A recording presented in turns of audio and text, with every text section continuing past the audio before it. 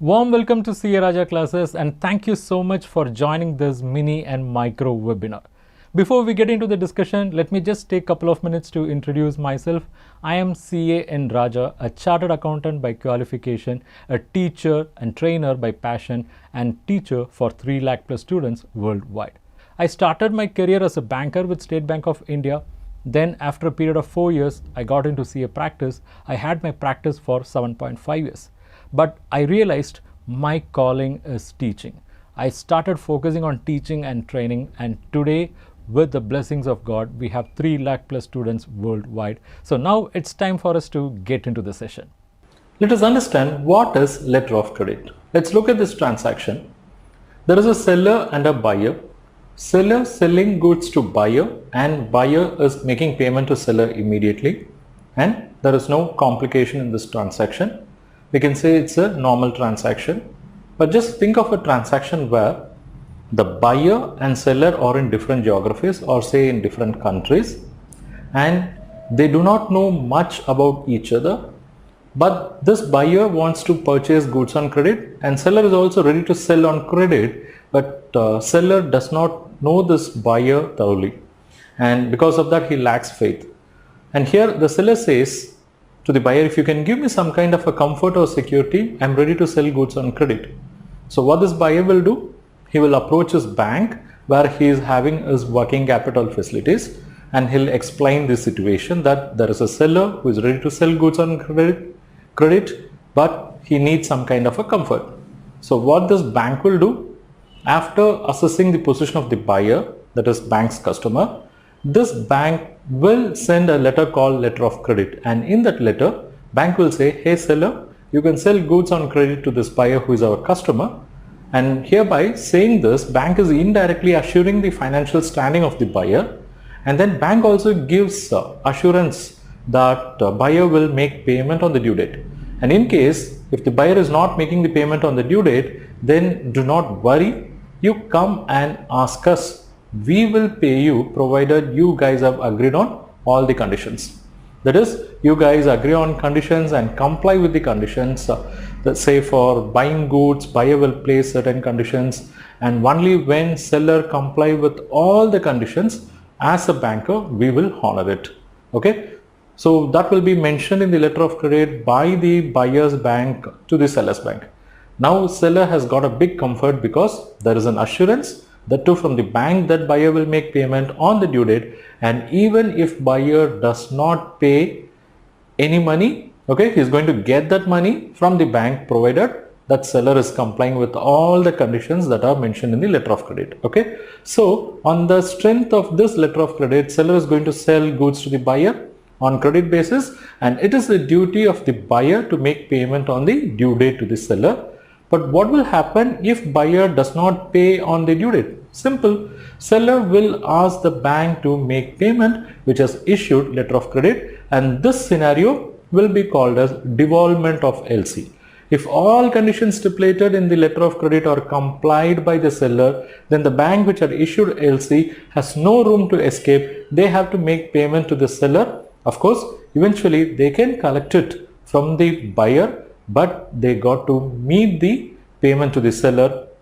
So this mechanism is nothing but LC mechanism, and it promotes trade. It helps various transactions to take place. Okay, so this is about LC. And who are the parties generally involved in LC? Number 1, the buyer, we call him as applicant. 2, seller, we call him as beneficiary. And number 3 is the bank of the buyer, that is LC issuing bank. Okay, we call it as LC issuing bank. And the LC will not be dispatched simply through post. It will be routed through another bank in seller place. We call that bank as advising bank. And sometimes seller may be in a dominating position, or seller may not believe the LC issued by the issuing bank of the buyer. Seller may stipulate a condition saying that LC got to be confirmed by bank in his location. So another bank may also come into picture. We call that bank as a confirming bank, and it's through these banks the entire LC process revolves.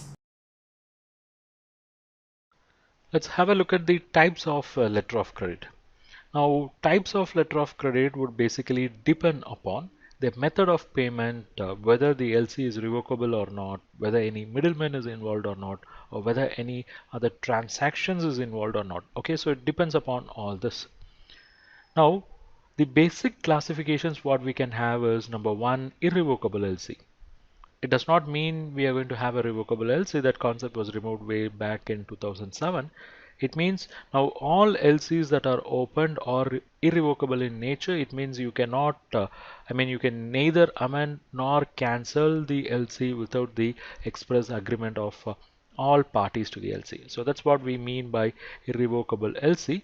It means when we say all parties, the applicant, issuing bank, beneficiary, all three minimum should agree. Then we can also have two or three other classifications or types of LC. One, we have site LC. Site LC is a case where the supplier is not giving, the seller is not giving any credit to the buyer. It means the buyer is opening LC in favor of seller just to get his confidence so that he can send the goods, because the goods have to travel a longer distance, and the seller has a fear whether the buyer would pay or not, say without credit itself, because there is going to be a transit period and whether he will pay or not, so there is a fear. So seller has insisted on LC and buyer had opened LC in favor of seller, and that is a site LC. So in site LC, what is going to happen? The buyer's bank would open the LC, and by the time it reaches, that is by the time it is cited to the bank, the payment has to be made. Okay, it means if the seller is going to show the documents which are prescribed in letter of credit which is opened by the buyer in favor of the seller, and if the seller is going to show all the documents, say like invoice, say the transit documents, shipment documents, and insurance, whatever that is stipulated, and if everything is shown, then payment at site should happen.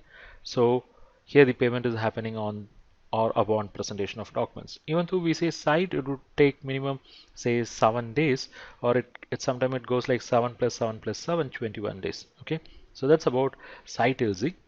Then there is something known as use-on LC, where the seller is permitting a certain credit period to the buyer. So here the buyer would open the LC, it would reach the seller would showcase the documents, okay, and the payment for the seller would happen only after the use-on period plus these say that minimum grace period, or that 7 plus 7 plus 7 days. Okay, so credit period is offered by the seller, payment is going to happen on a prefixed date. Then we also have two other kind of LCs, inland LCs and foreign LCs. That's based on the geography. The LCs which are issued within the country we call as inland, and LC that are used in import-export transaction we call them as foreign LC. Let's move on to assessment of letter of credit limit. We know letter of credit is a facility which is given by the bank to enable its customer to buy goods on credit from his supplier. That is, bank will be issuing letter of credit in favor of supplier, so that supplier will sell goods on credit to bank's customer. So how this facility is assessed? It is purely linked with purchases. So first let's capture what will be annual purchases. Annual purchases, but not all purchases will be made on credit. There will be some cash payment, there will be some advance payment, there will be some purchases on credit without LC also. Okay, so we should know how much purchases are expected to be made under LC. So we'll say procurement under LC. There is going to be certain amount. Say for example, if annual purchases is 120 crore, and let's say the procurement under LC is expected to be only around say like 40 crore. Okay, only 40 crore worth of goods are going to be procured under LC. Fine. Then we should know what is the monthly purchase. Monthly purchase of what? Monthly purchase of LC goods. Okay, which is nothing but item number B divided by 12. So let me put that here. Item number B divided by 12, we get something like 3.33. Okay, so this is the monthly purchase of goods under LC. I'll rewrite monthly purchase of goods under LC. Fine.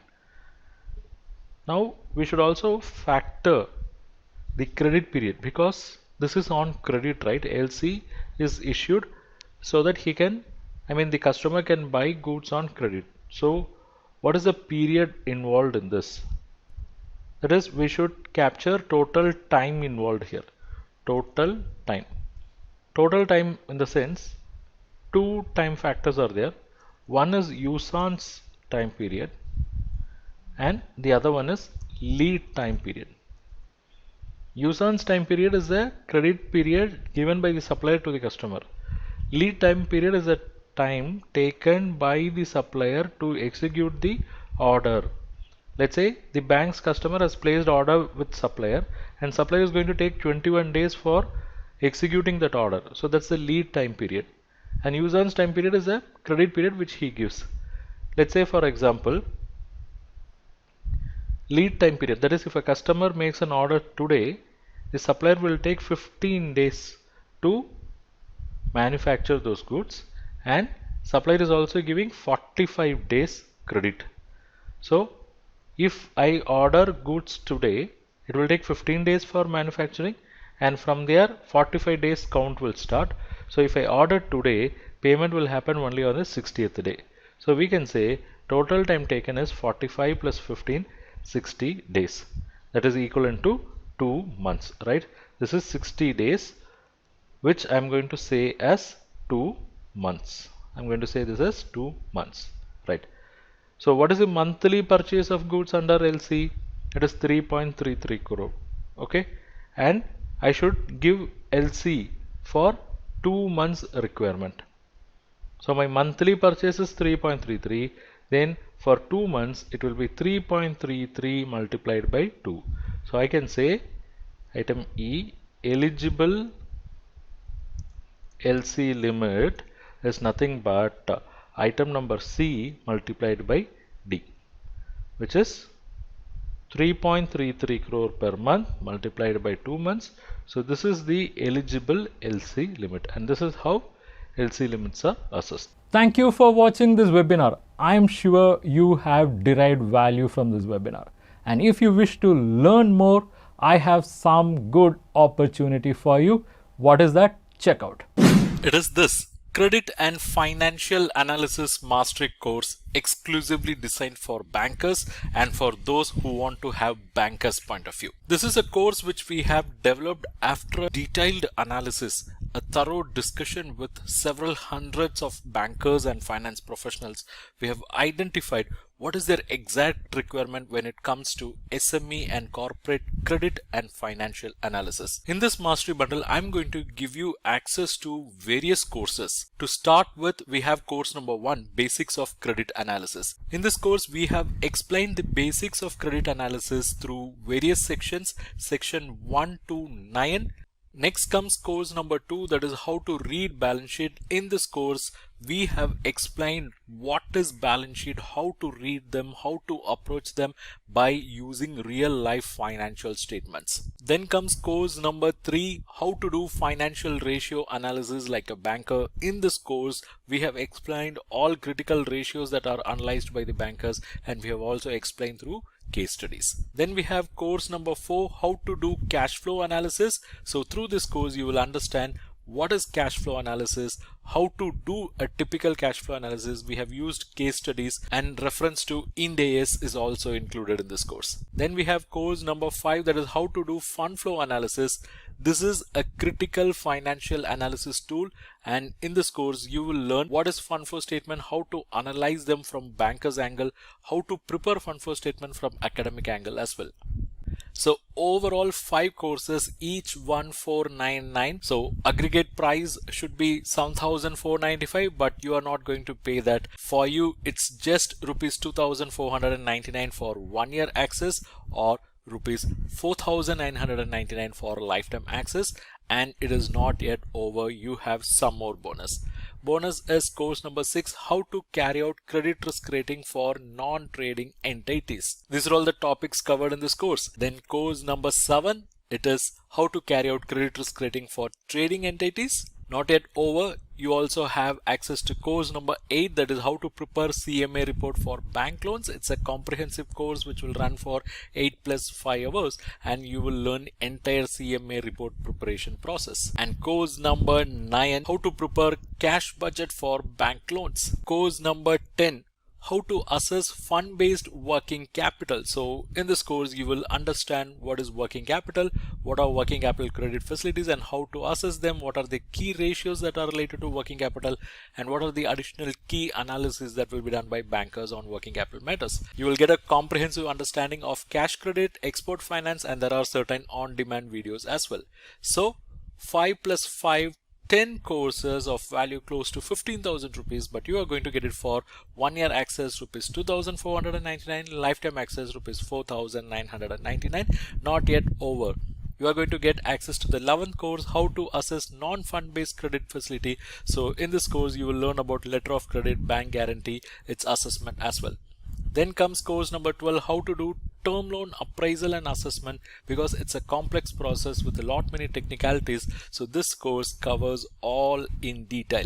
And course number 13, basic elements of loan proposal. So how a typical loan proposal will be, what are the basic elements that are covered in this course. And we have course number 14, case study on credit analysis, various case studies based on practical experience and discussion with various bankers and finance professionals are included in this course. And course number 15, this is about collateral securities, where you get knowledge about collateral securities. So overall it's 15 courses of value close to 22,485. It's 1,000 plus lectures. You can subscribe for 1 year access or lifetime access as you wish. These are all pre-recorded courses, so you can access them anytime as per your convenience. You can access them in mobile app or desktop, and for you the price is not 22,485, it is rather 2,499 for 1 year access or 4,999 for lifetime access. You can check the link in description, where without using any discount coupon code you can enroll at this discounted price, because it's a discount applied link. And not yet over, you're also eligible for some more bonus. The bonus is access to various ebooks and e-resources. You are going to get access to various financial ratios ebooks, financial management related ebooks. You will get access to financial analysis related ebooks, credit analysis ebooks. Not yet over, you will also get access to other resources like test series, templates, audiobooks, video books, career guidance material, and a bonus resource. Check the link in description and enroll now.